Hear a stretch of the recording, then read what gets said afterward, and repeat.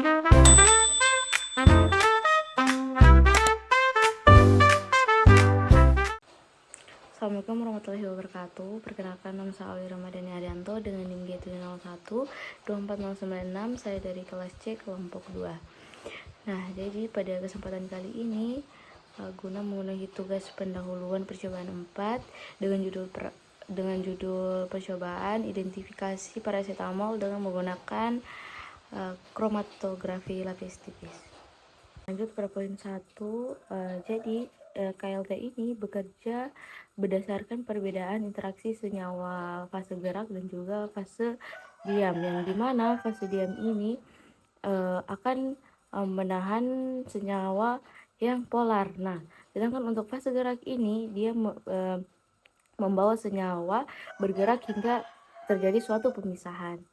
Nah, kita lanjut pada poin kedua. Nah, jadi nilai RF itu digunakan untuk mengidentifikasi suatu senyawa karena tiap senyawa itu memiliki sifat kepolaran yang berbeda-beda.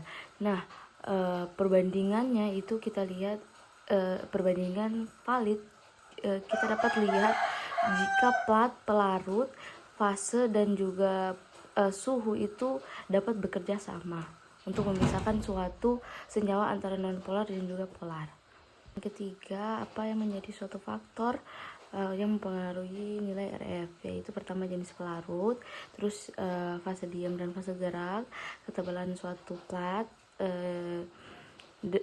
sifat suatu sampel, suhu, dan juga kecepatan gerak dari suatu senyawa yang dapat terpisah. Nah, jadi senyawa yang polar itu akan tertahan di garis batas bawah.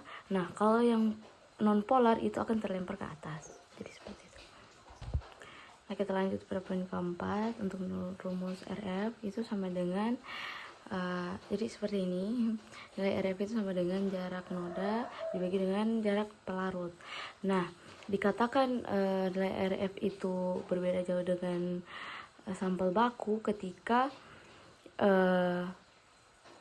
senyawanya itu berbeda atau terjadi suatu kesalahan pada percobaan. Semisal mungkin ada kontaminasi pada pelarut yang ada di pelarut non polar, jadi seperti itu, atau sebaliknya.